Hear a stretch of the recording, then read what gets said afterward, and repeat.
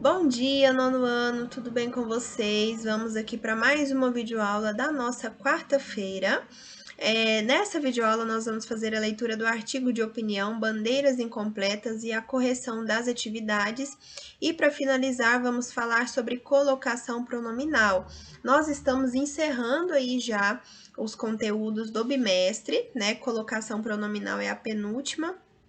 O penúltimo e por último ficará a crase, tá bom? Mas são conteúdos aí bem tranquilos, tá bom? Ao contrário de regência e concordância, que são conteúdos mais extensos, porque são trabalhados ali diversos casos específicos.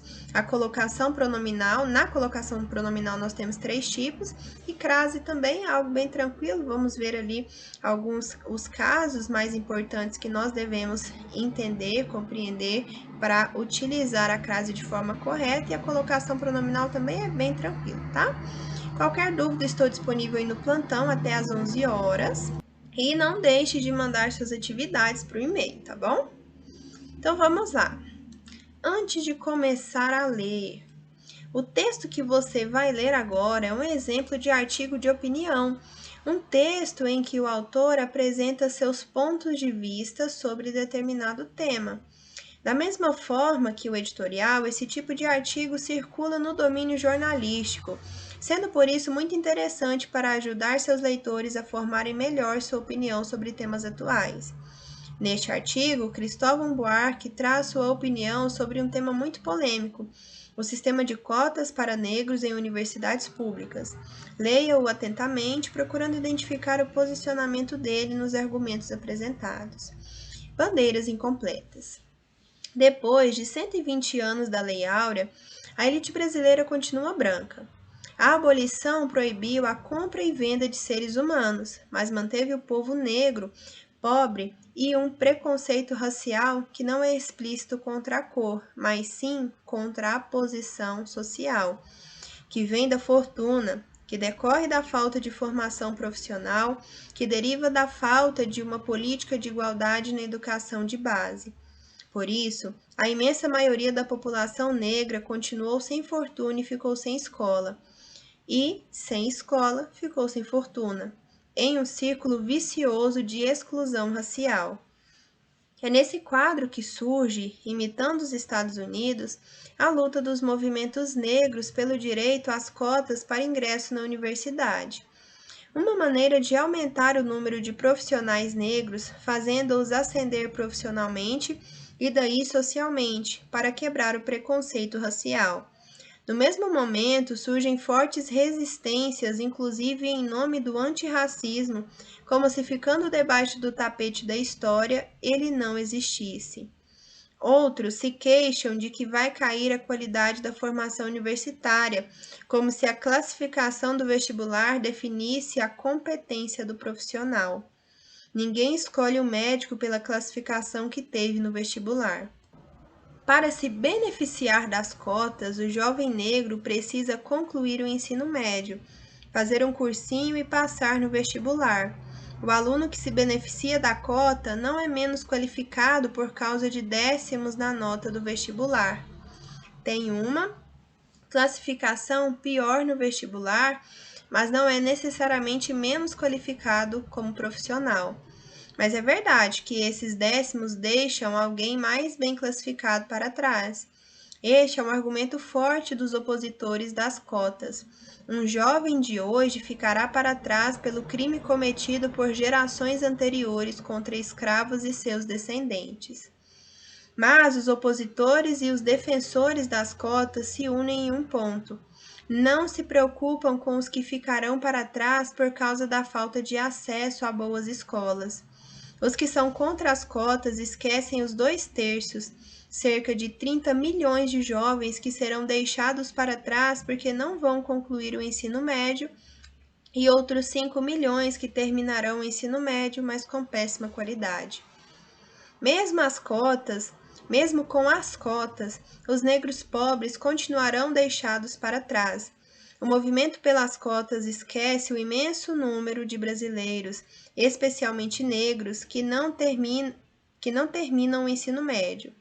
O movimento é para que os os que terminam o ensino médio não pela abolição do analfabetismo no país, nem para que todos os brasileiros terminem o ensino médio com qualidade, nem para que no Brasil a escola do filho do pobre seja tão boa quanto a escola do filho do rico. Elogiam o governo Lula por ter criado as cotas, mas não criticam a lentidão do programa Brasil Alfabetizado. Defendem corretamente a criação de um Ministério de Igualdade Racial, mas não protestaram quando, em 2004, foi fechada a Secretaria do MEC para a erradicação do analfabetismo. Lutam pela cota de 30% para ingressar na universidade, mas não para que 100% terminem o ensino médio. As cotas têm um papel na quebra do preconceito, mas a verdadeira abolição está em fazer com que a escola dos pobres, a maior parte negra, tenha a mesma qualidade da escola dos ricos, a quase totalidade branca. Mas ninguém vê essa bandeira completa. A luta por bandeiras incompletas está em todos os movimentos brasileiros. Os que lutam para assegurar o direito de a criança nascer não lutam para que ela, depois de nascer, tenha uma escola de qualidade. Muitos lutam para impedir o aborto biológico, sem se preocupar com o contínuo aborto intelectual. Quando se negam alfabetização e educação de base para tantos. Ninguém percebe que uma pessoa nasce duas vezes, na maternidade e na escola. Sem a primeira, ela não vive. Sem a segunda, vive em exclusão. As bandeiras brasileiras são tão parciais que este artigo será certamente repudiado pelos defensores das cotas e pelos que se opõem ao aborto, porque estão concentrados em suas lutas parciais, não conseguem ver as lutas maiores que incorporam suas bandeiras parciais. Texto aí de Cristóvão Buarque, que foi publicado em O Globo em 1º de março de 2008. Vocabulário desconhecido, explícito, é algo que está claro, evidente. Deriva, do verbo derivar, resultar. Contínuo, constante, ininterrupto. E repudiado, rejeitado. Desvendando os segredos do texto, primeira questão. De acordo com as ideias apresentadas nesse artigo, por que o autor afirma que a elite brasileira continua branca? Veja só, quem eram, os nobres, a elite, lá na época da escravidão? Os brancos, Os brancos europeus que tinham os escravos negros, e hoje em dia a elite permanece branca, continua branca, por quê? Porque o perfil, dessa elite, de quem possui mais dinheiro, é branco, rico, escolarizado, que tem estudos, que tem mais oportunidades. Então, se nós observarmos aí o cenário social, ainda há essa diferença entre a presença de mais pessoas brancas aí fazendo parte da elite, de quem tem mais dinheiro, mais poder, também não é só questão de dinheiro, questão de poder também, Quem tem mais dinheiro, quem tem mais poder é o branco. E, por sua vez, o pobre continuou pobre, O negro, continuou pobre. Os pobres continuam, em sua maioria, sendo os negros, os que não têm acesso a boa educação, não têm acesso a boas oportunidades, certo? São explorados por essa elite branca. Veja só, porque a abolição manteve o povo negro pobre e há um preconceito contra essa pobreza. 2. O que caracteriza, na opinião do autor, o círculo vicioso de exclusão racial no Brasil? Tem a ver com a educação, Se não tem acesso à educação, não tem acesso a oportunidades, E o negro pobre, o pobre, continua o quê? Pobre, sem oportunidades. E aí, se não tem como evoluir aí, seja na educação, intelectualmente, seja com oportunidades de emprego, ele vai permanecer pobre, né? Então, aqueles que nascem pobres, geralmente, né, não têm essa oportunidade de alcançar os lugares daqueles que possuem um maior poder aquisitivo, né? Vamos lá, no Brasil, a maior parte da população pobre é composta de negros, que não têm acesso a uma escola de qualidade. Sem educação de qualidade, eles não conseguem bons empregos e, portanto, não recebem bons salários e continuam pobres. É um círculo aí vicioso. Vai continuar dessa mesma forma, sem oportunidade, né? Sem educação não tem oportunidade, sem oportunidade não tem ascensão, se não tem ascensão social, não tem educação, e aí começa tudo de novo. 3. No artigo, o autor mostra argumentos de pessoas que são a favor e de outras que são contra o sistema de cotas para negros em universidades públicas. Mas qual é o posicionamento principal por ele defendido? Ele é a favor das cotas ou não? Ele vai nos dizer, né, ele vai apresentar ali a sua explicação de forma bem clara e detalhada que as cotas ajudam, mas ela é uma bandeira incompleta, né? O que deve se fazer é melhorar a educação. Então, ele é a favor de que haja uma educação boa, de qualidade para todos, para que não seja preciso existir cotas, certo? Então, ele é a favor da defesa de uma bandeira completa, que a escola dos pobres tenha a mesma qualidade da escola dos ricos, e aí não seja necessário ter cota, nenhum desses sistemas. 4. Aponte 2 argumentos apresentados pelos defensores das cotas. Primeiro, como facilitam o acesso de estudantes negros a universidades públicas, as cotas proporcionam a esses estudantes a possibilidade de ascenderem socialmente. E 2. Ao terminar o curso universitário, os alunos que foram beneficiados pelo sistema de cotas não estarão necessariamente menos qualificados profissionalmente. Ele ainda diz, não se escolhe um médico pela sua nota no vestibular, pela posição que ele passou no vestibular. Aprenda mais. Como vimos, o artigo de opinião é um gênero textual por meio do qual o articulista objetiva convencer ou persuadir o leitor sobre o ponto de vista defendido.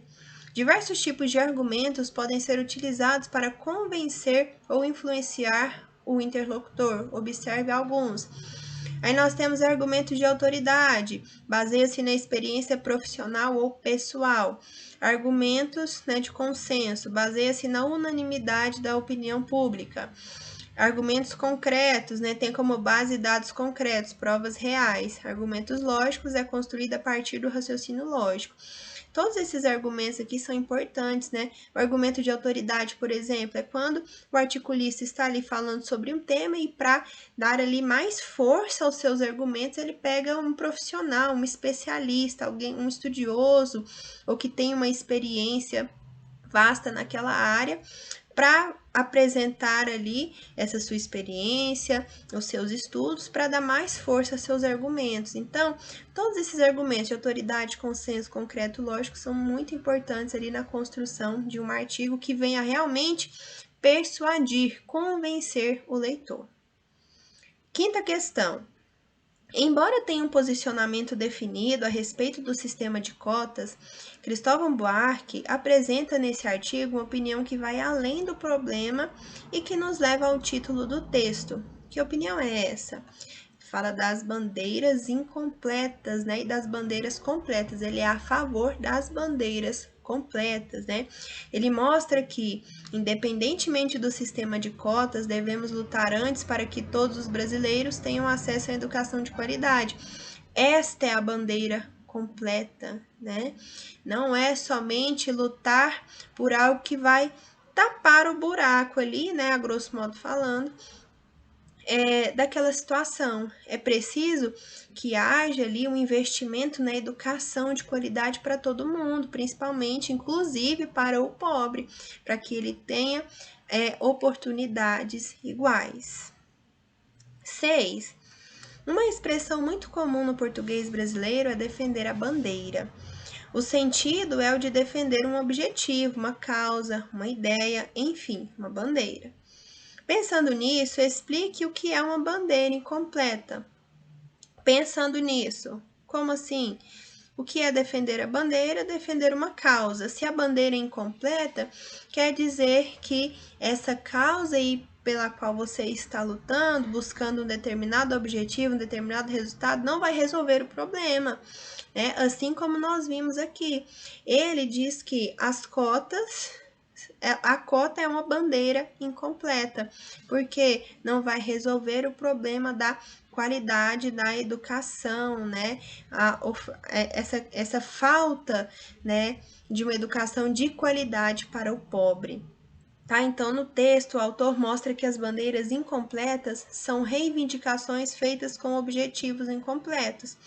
Assim, defender o sistema de cotas é defender uma bandeira incompleta, pois antes é preciso reivindicar que todos tenham acesso à educação pública de qualidade. 7. As bandeiras incompletas a que se refere o autor do texto são um resumo da sua ideia central. Elas podem ser explicadas a partir de um exemplo simples. A situação a seguir, imaginária, é uma bandeira incompleta. Leia atentamente e explique por que é incompleta e o que deveria ser feito para que se tornasse completa. Em uma escola, há goteiras na sala de aula. Revoltados, os alunos começam um movimento para exigir que a direção compre baldes e os coloque embaixo das goteiras para recolher a água infiltrada. Veja só, essa bandeira levantada pelos alunos ali resolveria a situação? Claramente não, né?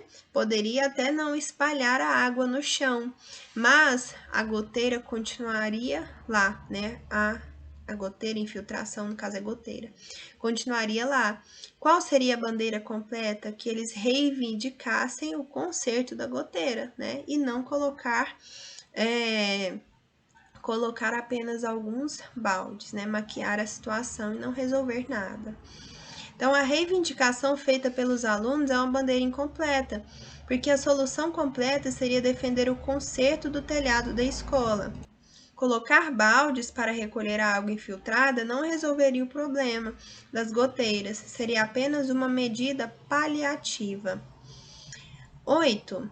No artigo, percebemos que o autor tem grande preocupação com a educação. De acordo com seus argumentos, ela: A.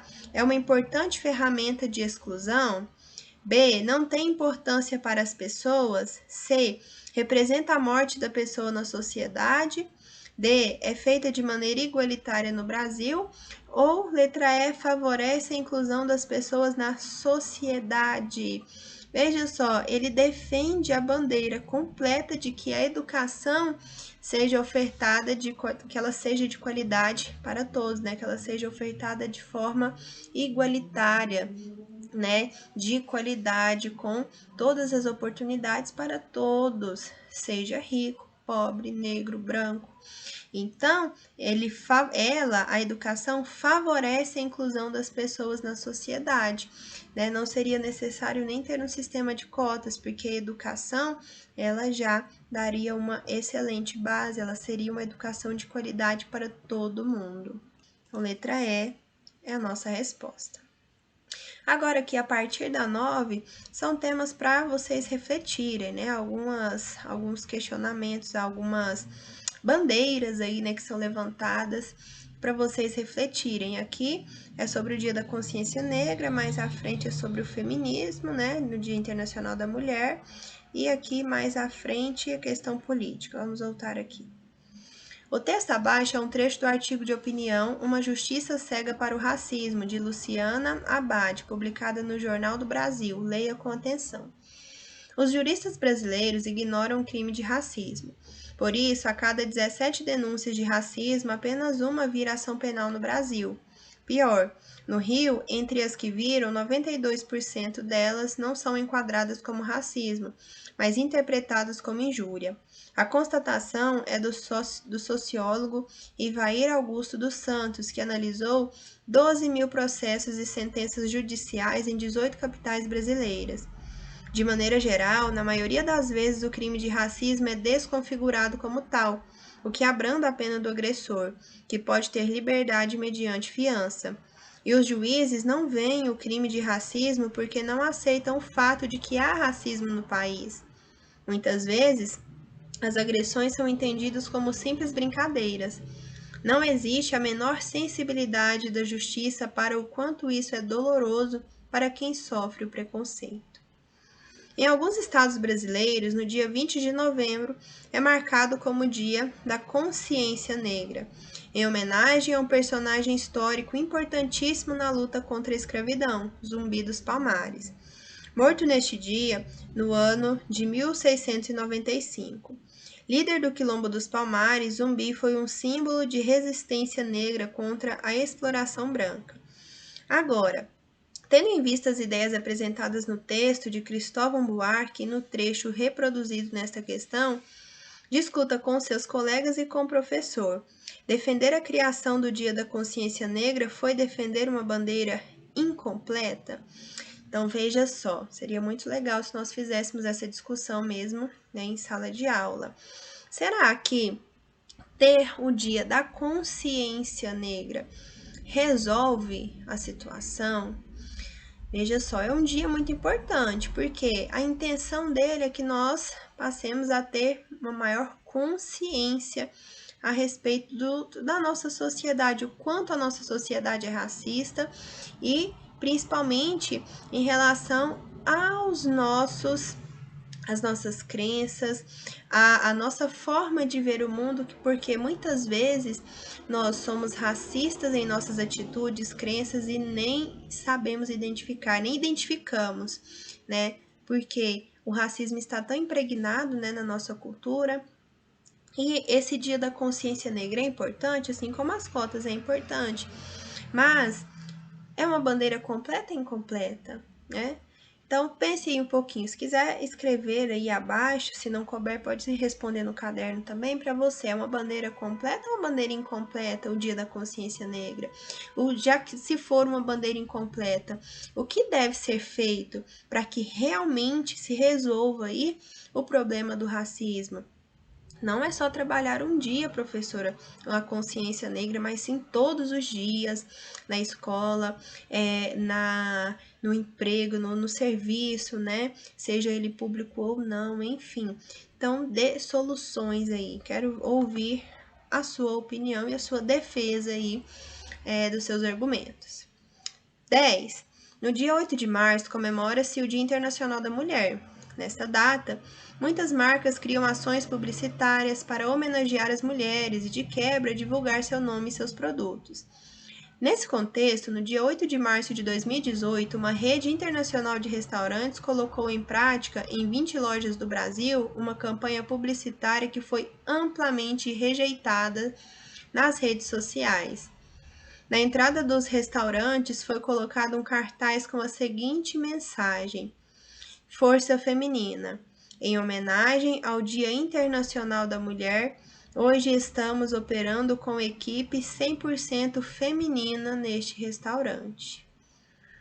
Nas redes sociais, muitos usuários entenderam que a rede homenageou equivocadamente as mulheres, dando folga aos homens.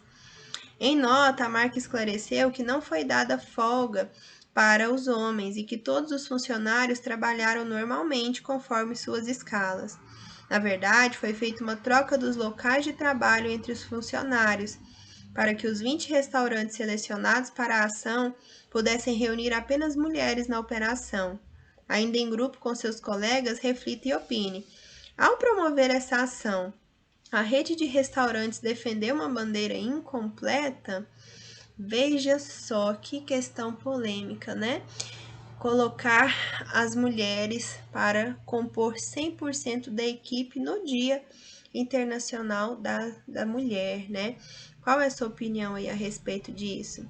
Eu acredito que isso aconteceu de forma equivocada, viu? Eles não pensaram muito bem nisso, colocar somente as mulheres para servir. Não adiantou nada, né?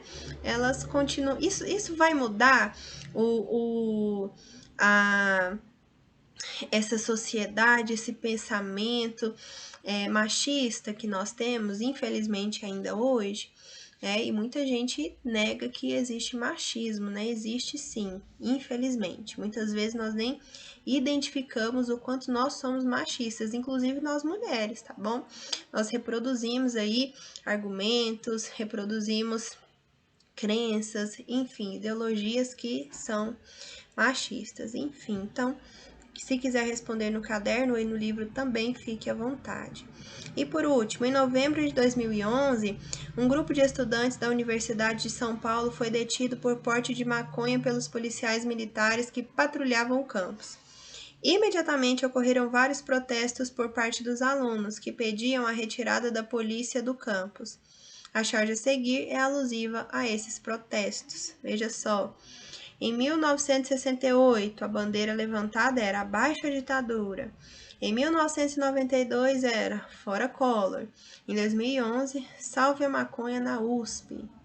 Reflita e responda como o chargista expressa a ideia de bandeira incompleta.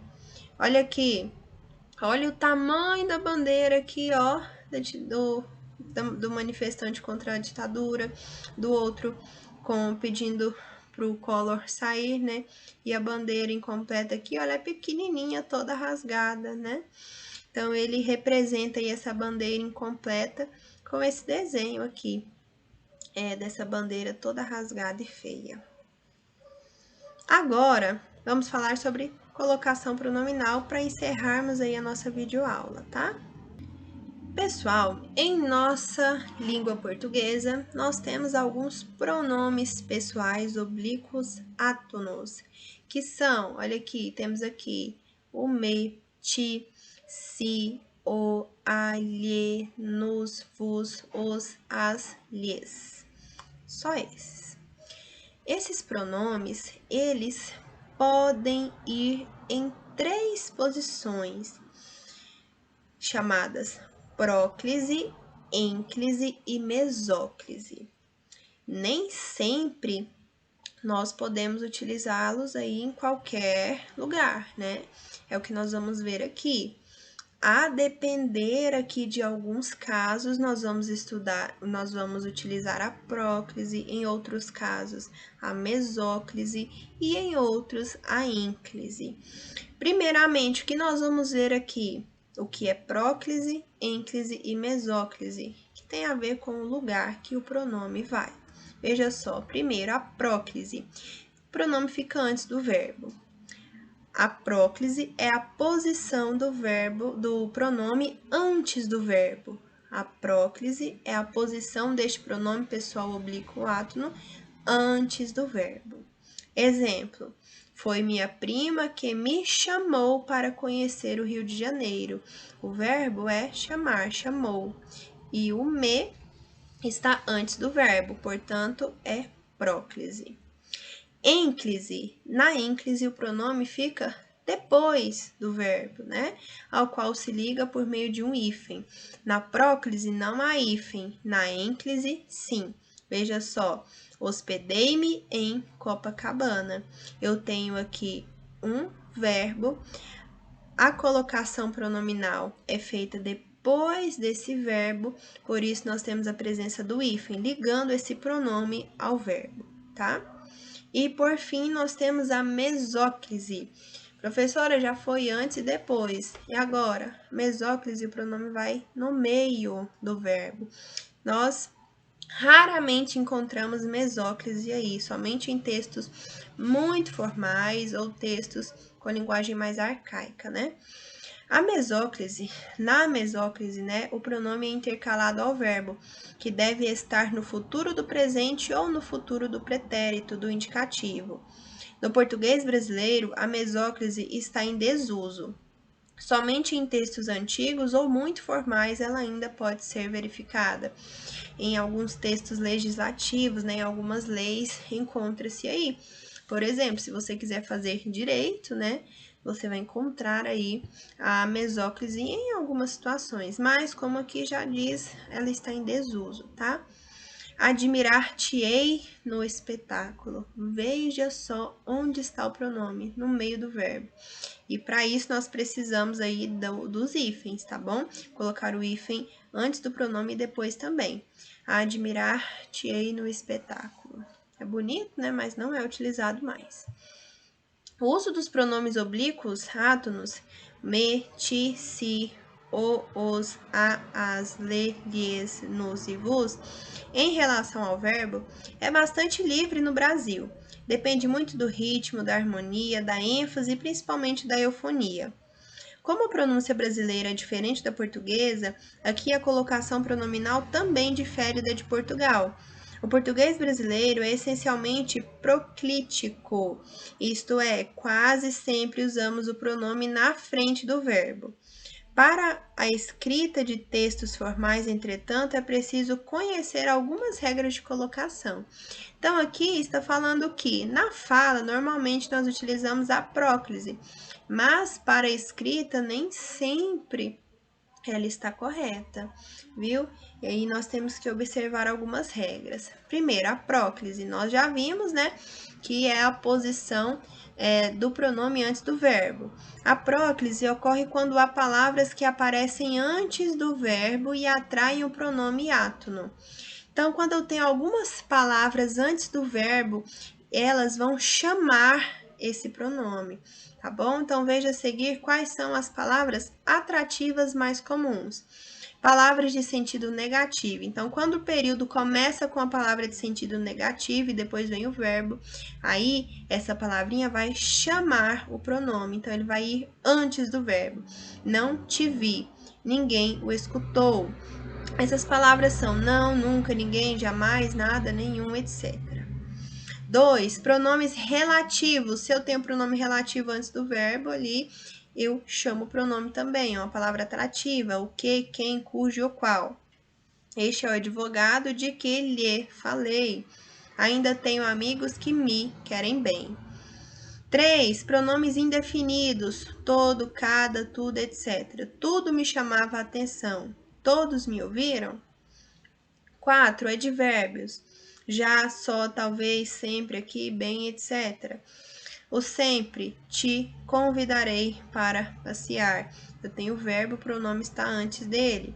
Talvez você se esqueça do convite. Esqueça é o verbo, o pronome está antes dele, ou seja, próclise. Em conjunção, a presença de conjunções subordinativas, se, porque, como, quando, embora, etc. Se, né? Quando te encontrei, meu coração disparou. Se me der vontade, vou à praia. Essa atração do pronome oblíquo só não ocorre se entre a palavra atrativa e o verbo ocorrer uma pausa. Nesse caso, o pronome deverá ser colocado depois do verbo, ênclise. Veja só, atualmente, que é um advérbio, nós vimos que é uma palavrinha que vai chamar o pronome, mas eu tenho uma vírgula ali, então houve uma pausa. Atualmente, encontro-me um pouco cansado. Não, vejo-te com muito carinho. Então, veja só aqui, foi utilizada a ênclise e não a próclise, porque houve uma pausa entre essas palavras que normalmente são atrativas. Em alguns casos, a próclise deve ocorrer em textos formais, mesmo sem a presença de palavras atrativas. Veja quais são esses casos. 1. Com a preposição em antes do verbo no gerúndio. Em se iniciando a festa, a comida será liberada. Em se ouvindo o sinal, a aula terminará. Em se tratando de português, deve-se estudar. 2. Nas orações que expressam desejo, orações optativas, Deus te ouça. 3. Nas orações exclamativas iniciadas por expressão exclamativa, como me enganei com meu time? Quantos sonhos se passaram esta noite? 4. Nas orações interrogativas iniciadas por expressão interrogativa. Por exemplo, quantos anos se passaram desde a sua partida? Quem me chamou? Mesóclise. A mesóclise, como nós vimos, é a presença do pronome ali no meio do verbo, intercalado ali no verbo, né? A mesóclise é usada somente no futuro do presente e no futuro do pretérito. Já foi dito isso anteriormente, né? Normalmente está restrita apenas a textos antigos ou muito formais. Exemplo: encontrar-te-ei na reunião, ouvir-te-ei no programa de rádio. Caso haja alguma palavra atrativa, a próclise deve ocorrer. Jamais te encontrarei na reunião, amanhã te ouvirei no programa de rádio. Ênclise. Os pronomes átonos devem ser empregados depois do verbo. Em quais casos? Nos períodos iniciados pelo verbo que não exija mesóclise. Nos contextos mais formais, não se deve iniciar o período com pronome oblíquo. Conte-me seu segredo, escute-me bem. Aí vem aquele caso do te amo, né? Falam que é errado. E é, porque o ti, ele é um pronome pessoal, oblíquo, átono. Então, ele tem que ir depois do verbo, né? Então, amo-te, não te amo. 2. Nas orações imperativas afirmativas, vá ao centro e encontre-as. Aprenda a contentar-se.